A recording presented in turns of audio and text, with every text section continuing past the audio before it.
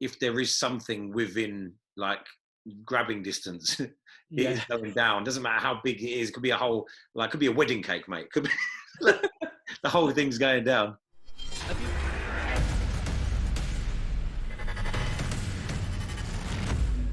Welcome to the Gym and Tonic Podcast with me, Tim Chase, and today I'll be having a chat with personal trainer Nathan Honess. We'll be chatting everything snacking and how to stay on track. So hope you enjoyed the episode and make sure you smash that like button and don't forget to subscribe to my channel. Enjoy. Yeah, I've tried to cut my hair myself. It's grown back a little bit now. I don't think I've done a bad job, but All right, man. It was terrible when I first did it, but now it's growing back a little bit. It's all right. I've managed to mould it. They've done all right. Yeah, after you use so much wax or wear a hat. Yeah, I always seem to be playing with it because I can't. I know when it's not how you want it to be, so you find yourself mucking about with it to try to get it right, and in the end, you just give up with it. In the end, I like to just not style mine and just leave it, and then just like, have it coming everywhere. Yeah, exactly. Should I just press record and we'll just do it? Yeah, let's do it. Yeah. Mine is recording already. Ah, brilliant. Yeah, so it's me and Tim Chase. We're going to have a little chat about food cravings, and then I'll put versus how we overcome it. So I thought what's really interesting is obviously you've been in the fitness modeling side more long than I have, and you've done a lot more shows than I have, and I've had a bit of success. I think you actually judged on one of mine. Did you judge on one of mine? Probably. I've judged more than I've competed, mate. I've judged probably like, I'm not even joking, like 40 shows. Really? Wow. Yeah. I've judged a few. So potentially, but it never gets any easier, does it? This craving malarkey. You never think. Nah. You think you're gonna, like, let's say you've competed. You think you're gonna suddenly work out how to deal with them, but it never gets any easier. Yeah, and what I find is like, we both do slightly different things. Like we had the discussion the other day, but when things get tough or to change a routine for me, I tend to not eat as much. But you go the opposite, don't you? You tend to eat more. Yeah, it's really weird. It's definitely linked to anxiety. I was saying this the other day to someone. I think I was driving, and then when you get a message or something, or someone says something to you, and suddenly, you get that feeling, that sinking feeling in your stomach where you get really anxious. And it's that feeling for me, it's very, very similar to hunger. Yeah. That kind of, that gut wrenching feeling, and suddenly I'm just like, right, what's around me? What can I eat? And whatever it is, it's being devoured.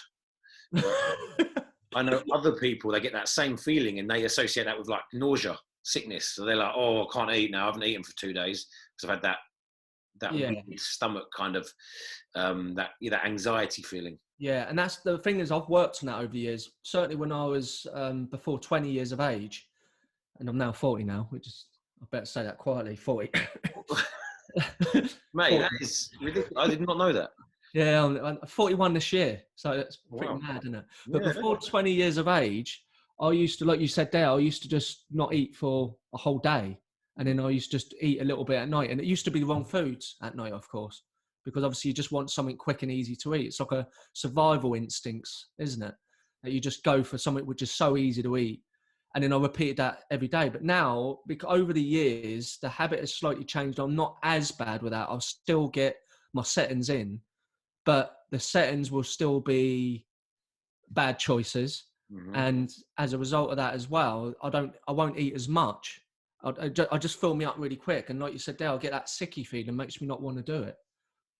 Yeah, and a lot of people that get that same feeling, where they just can't eat. And it really is, it's weird. I know we're going to delve into this in a bit, but if I manage to overcome that feeling, then I'm like, oh, I'm not even hungry.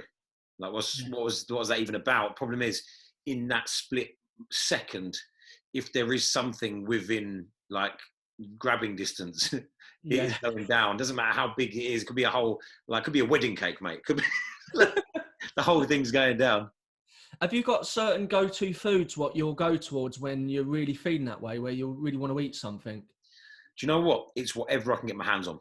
And it normally is the sweetest thing. So I am going out with an Italian, and at her house, I mean, people think I'm exaggerating. We're talking bags, like bin bags. People have heard me say this before, of snacks. You know, like they'll go to Lidl and Aldi and just buy, you know, oh, we like that chocolate bar, we'll buy 30 of them.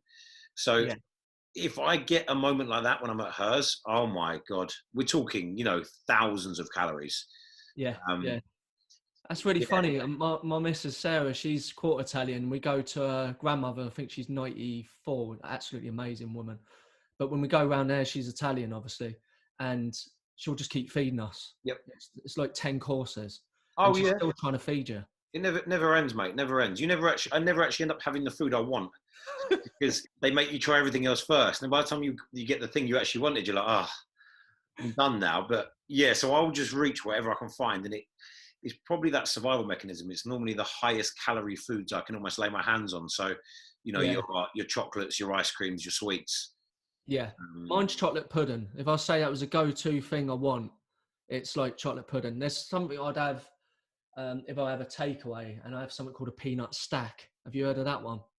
No. It's proper sickly, but I think you'll devour it because it sounds like you're yeah. The first thing that came to my head when you said that was like the other day someone offered me one of those melt in the middle chocolate bomb things, and I was like, that is the sort of thing I'd go for. So it's normally cookies, brownies, you know, but they're not normally that accessible, are they, in the house? You know, like a freshly baked brownie. Yeah, which is a good thing, of course. It means you have to go out and get it. There's a reason I never learned how to bake, and that is the reason. Because you just can make them all and just keep destroying them all, basically. I wouldn't be able to do it, mate. I wouldn't be able to do it. But yeah, never savoury food, really. Yeah, it's more sweety things. I mean, I do like a good curry. That's probably another sort of, I like to call it as associations to food. So if I've been a little bit down in the dumps, it's been one of them weeks, the first thing I'll go towards is I want a takeaway. And my go-to takeaway would be a curry.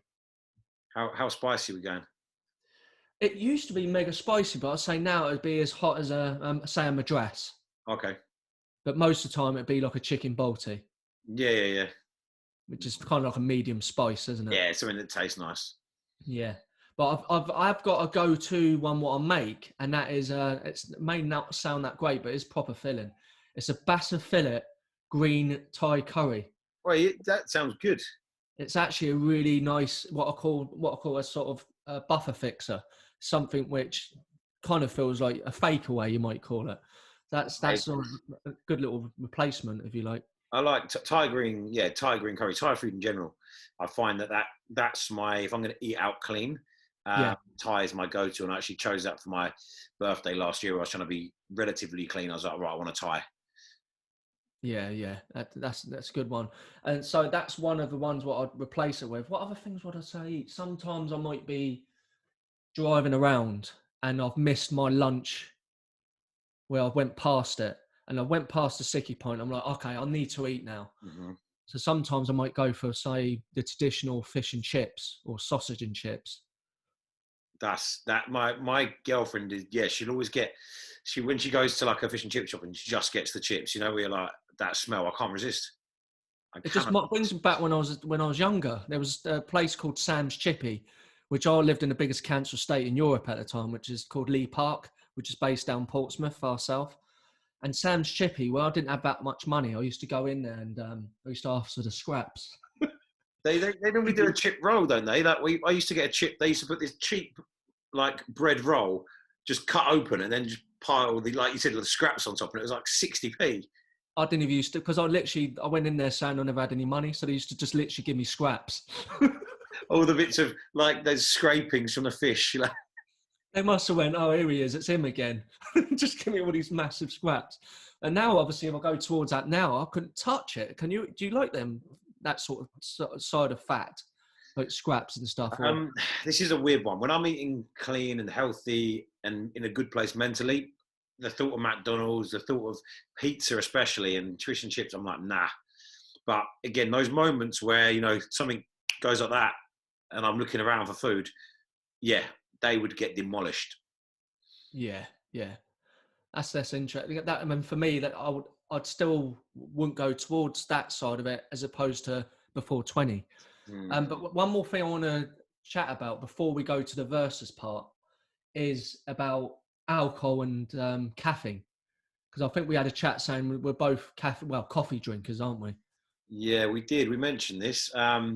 Yeah, I abuse. I'm not gonna lie. I abuse my stomach, and I don't know where this came from. But when I was younger, I used to play rugby, and I think you can probably work out that hand in hand is basically getting absolutely smashed out of your face and then playing rugby, and then those two go hand in hand.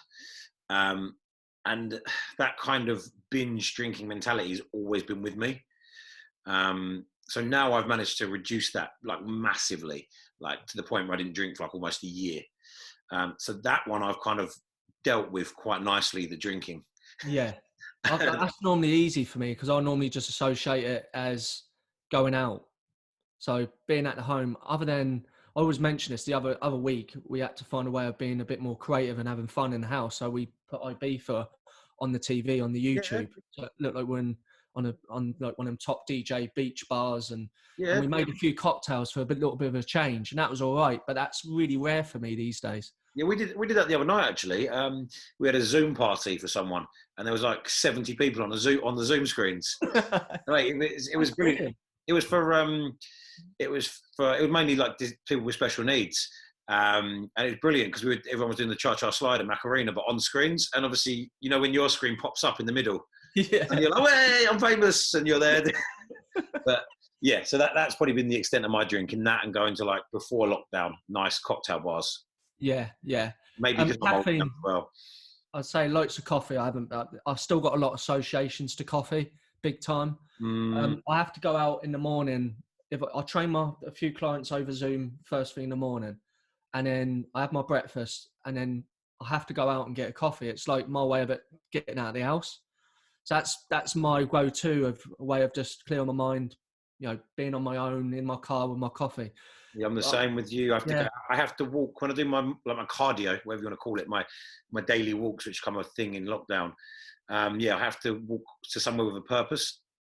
So I always end up buying a coffee. And now, because I'm trying to save money, it's got worse. I've started turning to Monsters and now to fake versions of Monsters.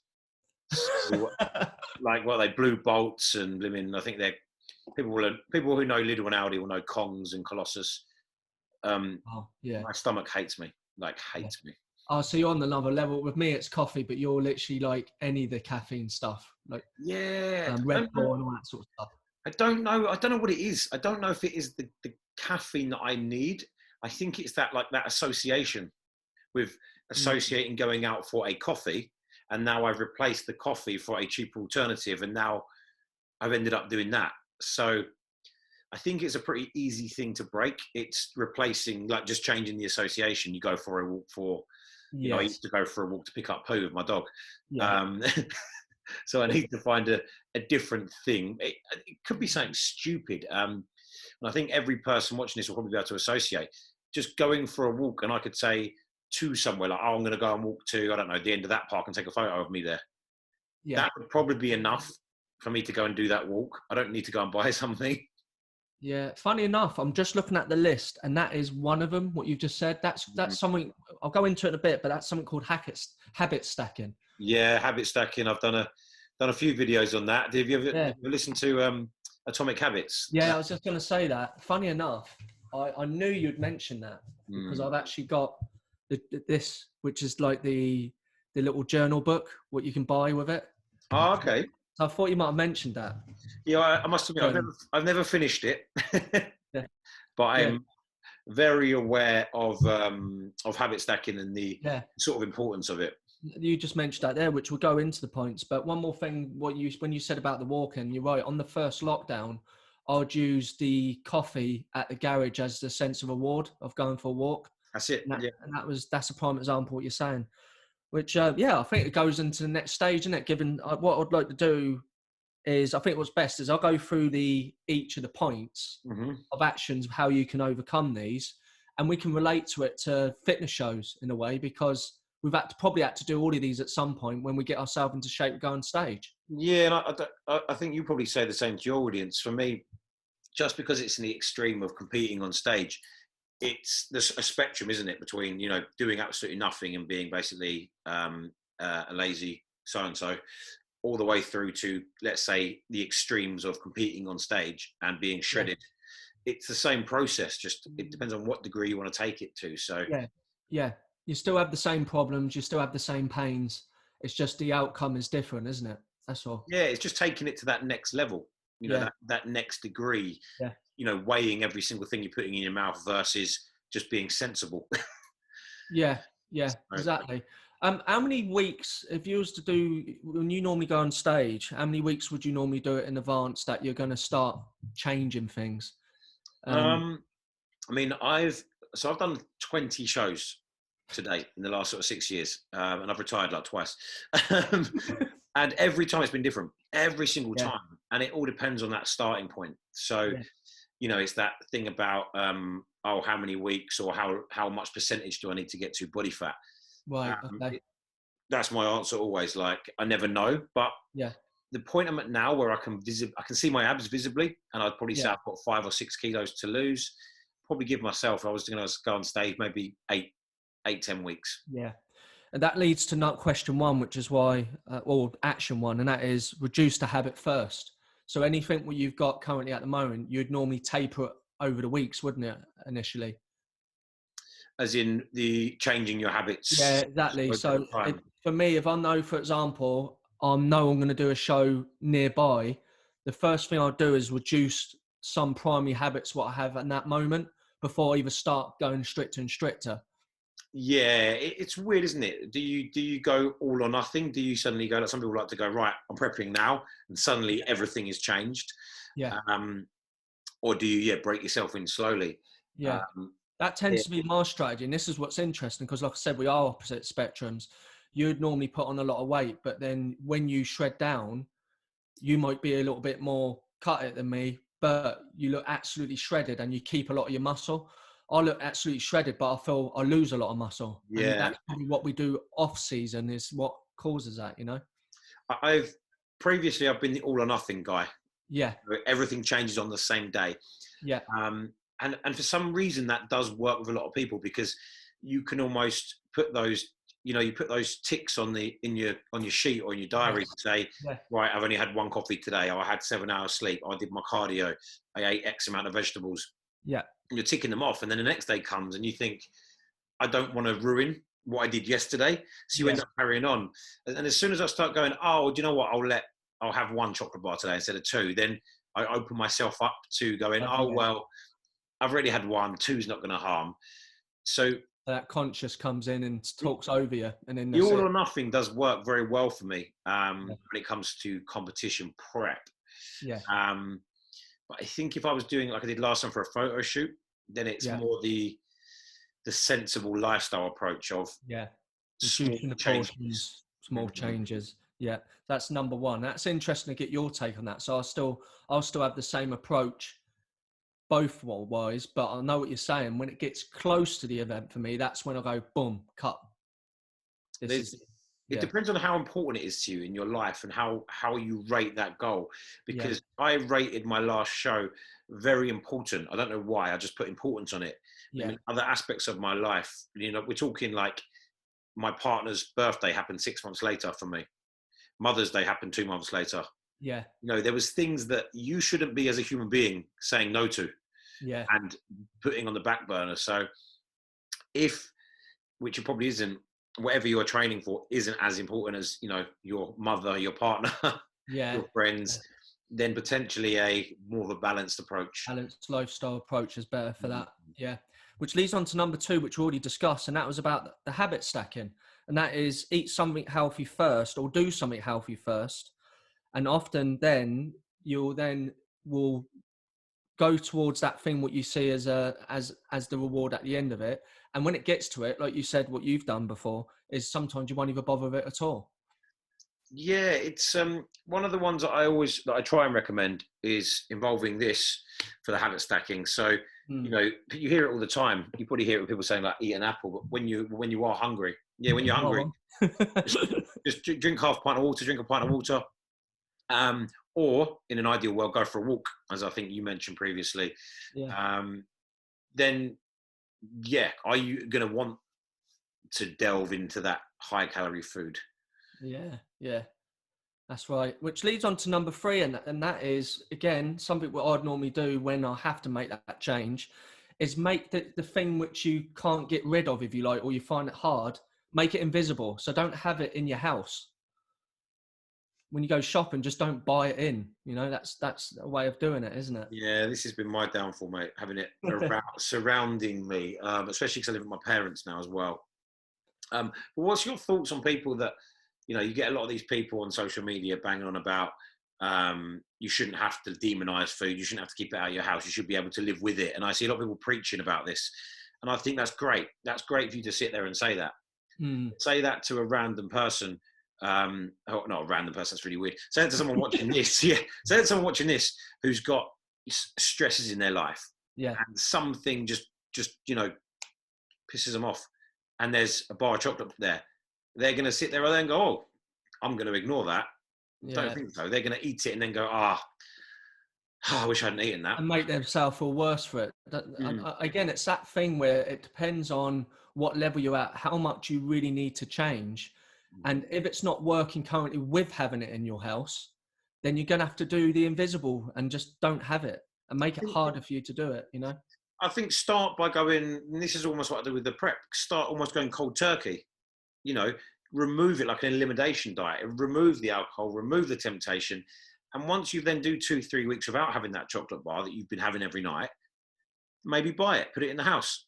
And then try it out and see how you react to it. Yeah. And see maybe, I'll have one piece or I'll have one bar on the weekend or whatever it may be, and see if you can introduce it back into your life. And if it starts with a problem again, out it goes. Yeah, that's a really good approach. That's a good one. Number 4, which is, I don't know whether I can relate to it, but I don't know if I've had to do this. And that is make the thing what you need to stop unattractive. So you reframe it in your mind. I don't know if you've done anything like that. They say that about smokers, for example. Like the smokers, one of the things what they have to reframe in the mind is what it does to their teeth, how unhealthy it makes them feel, their fingers, how much money it costs. That's a prime example how you can reframe something in your head. Is there anything what you've kind of reframed before? Yeah, there's definitely things I've done. I mean, let's just say, for example, with things like the drinking the caffeine and the far too many sweeteners, trying to imagine what it's doing to my insides. Problem is, for every article or study you can find against it, you can also find the same number for it. Yeah. So you can always talk yourself out of it, which is a problem. But I think there must be a way to just keep reminding yourself of the negatives, even if it is the financial side of things. Yeah. I mean, I don't know. I've never really thought of a way of doing that. Maybe there's a way of sticking something on, like the chocolate bar that's in the cupboard. Yeah. Like sticking a note on it saying, you don't need this. Yeah. I mean, I've done it in relations to actions, what I've done in life, where I've made that so positive that has to happen. But not necessarily made something in my mind feel unattractive, food-wise, what I have. I don't feel I've directly done that as a reframe in my mind. No, I've not done it with actually sort of demonizing food, but yeah, I've done it with events because I'm very competitive. Yeah. So I've done it with, if I eat that, then I will fail at whatever my goal is. But that's more of a full holistic lifestyle approach. It's not that one food is going to mess me up. It's, I can have that food, but then you better go and do X, Y, and Z to counteract it. If you're going to go and have those chips, when you're not having that meal later as well. Yeah. So you're kind of almost a bit like budgeting with money, what you spend it on. You do that with your calories. If you're going to have that, then you're not going to be able to have that because your calories. And that way, I suppose you are doing that, exactly that. You're making it negative because you're going, well, I enjoyed that chocolate bar, but now I've just got to sit and stare at a plate of salad because I've spent all my... That is a prime example how we might do it, in relation to calories and your macros. Yeah, that's a good point. And then it leads on to number 5, is you distract yourself with food cravings, and over time you then forget about it. Have you been in a position like that? They normally say that if you pass something after 20 minutes, you forget about it. Always. I mean, this is something that I do a lot. I've actually started intermittent fasting a bit last year, and it was mad. I could literally go till 5 p.m. without eating. And even today, I've had breakfast at 6 a.m. and haven't eaten. It's 12 since, which is long for me. Yeah. So I've done 6 hours without eating, and that's just because I've been busy. Yeah. And I think this is really important for people that are in lockdown, because this is the big issue. There are not the same amount of distractions. So you need to schedule your day with, Zoom calls with friends, or, like you're doing with your clients, Zoom workouts. Yeah, definitely. And a good strategy, this is another action, by the way, and this is action 6, is you can have chewing gum, or you can brush your teeth after your meal to stop you wanting something sweet. Have you tried anything like that before? Yes, chewing gum I used to use a lot. Problem is, as with a lot of things in my life, I go too extreme. And it got to a point where, like you buy the tub was like 60 chewing gums. I'd end up having the whole lot in a day. And people think that's crazy, but I would start by putting like 2 in, and then another 2, then another 2, another 2. And before you know it, you've got like 8 in your mouth. You only need to do that a few times a day, and you've literally gone through a whole thing. Wow. And it's because it was every time I felt hungry, it was the action of putting it in. Yeah. So it definitely works, but I would be very cautious. Yeah. My dad gave up smoking when I was a kid, and he used to replace, rather than going towards a cigarette, he used to go towards having them XXX mints instead. And he still does that to this day. I don't know if it's because of the smoke, whether it's still, or whether it's just embedded as a new habit, but that's what he does in relation to that. It's weird, isn't it? It becomes a new habit, and then it becomes almost like I suppose like an addiction, because you get that quick fix. It's still a desire, isn't it? It's still giving you that whatever you feel you need in that moment.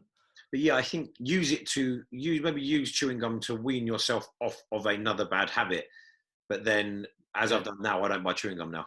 Yeah, I've managed to get myself off of that, and I don't even think about chewing gum now. The thought of it, I'm like, not even interested.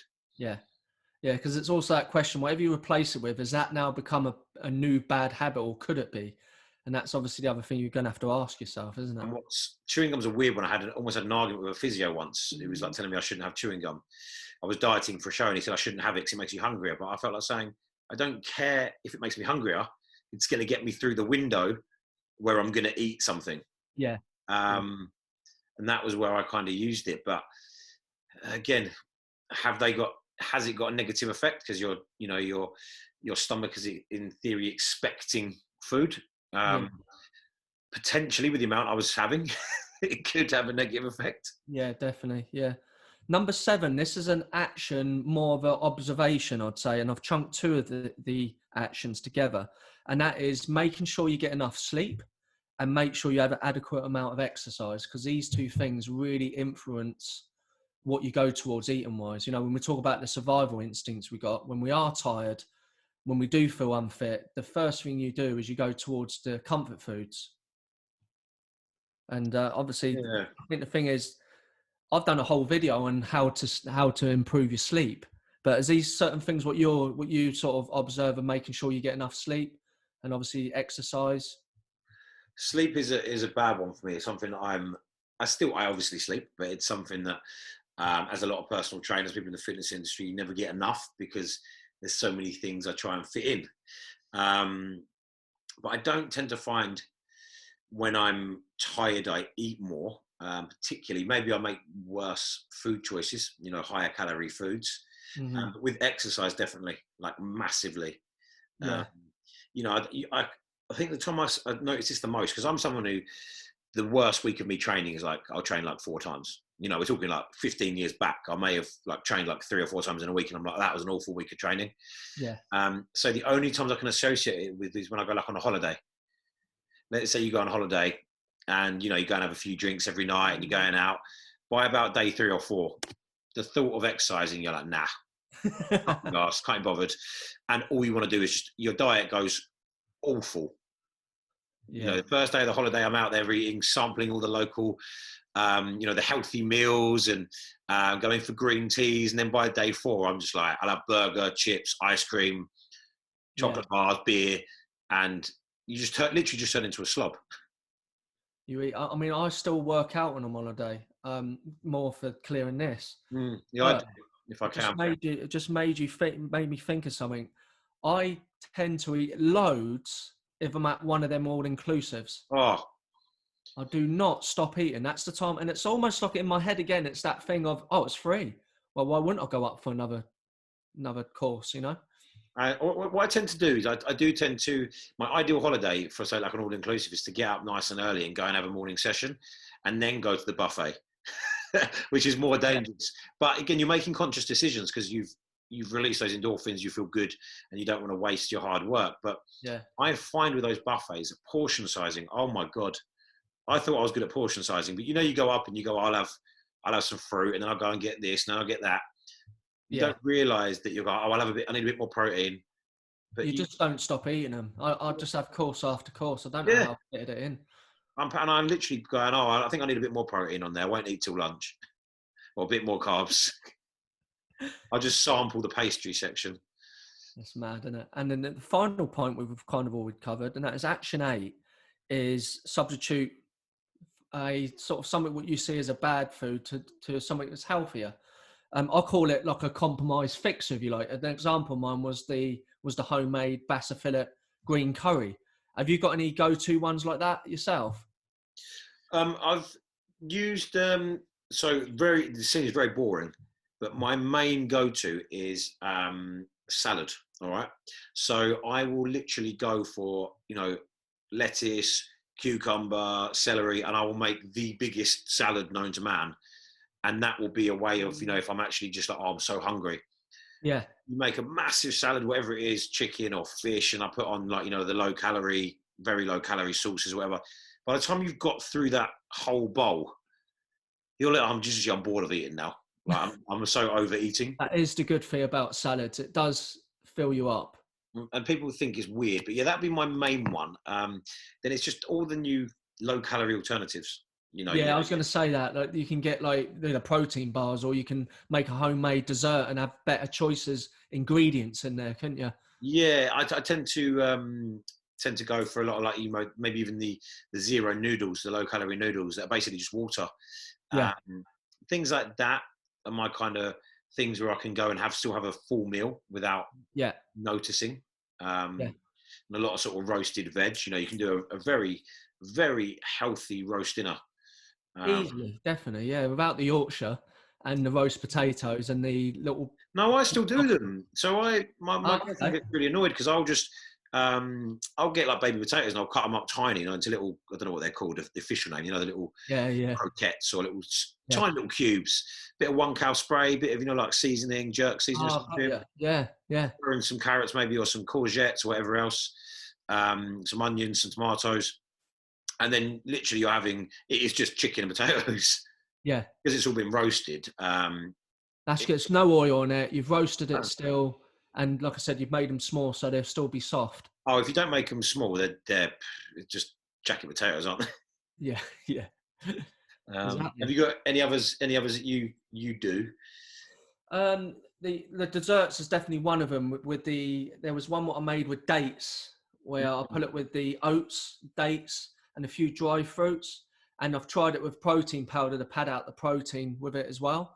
So I've tried that one before. I've done it with chocolate muffins before, using cocoa powder and protein. Yeah, it's trial and error with stuff like that. So they're really good. I've done similar with that. They're basically almost, you can make low carb muffins, pancakes. The only thing for me is, so I would make a lot of pancakes. Anyone who sees my Instagram, I used to make pancakes every day when I was on prep. Egg whites, protein powder, oats. They are healthy because they're protein pancakes. The thing people need to remember is the calories can add up very quickly with them, like very quickly. You put a couple of scoops of protein in, you put some oats in, you put some egg whites in. Yeah, it's all healthy ingredients. You put that bit of peanut butter on top and whatever else, some nuts and some fruit, and before you know it, you're packing 700-800 calories and it's gone in seconds. Yeah. That's what you still got to be mindful of, isn't it? It's that, yes, it's healthy, but you still got to manage your macros and your calories with it. But there are very simple solutions, like the 1 cow spray. Yeah. will massively bring it down. Maybe putting in the almond flour, coconut flour.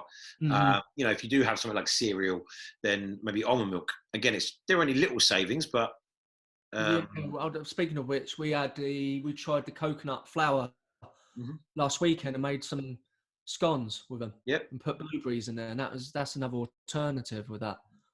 Yeah, and you don't really notice.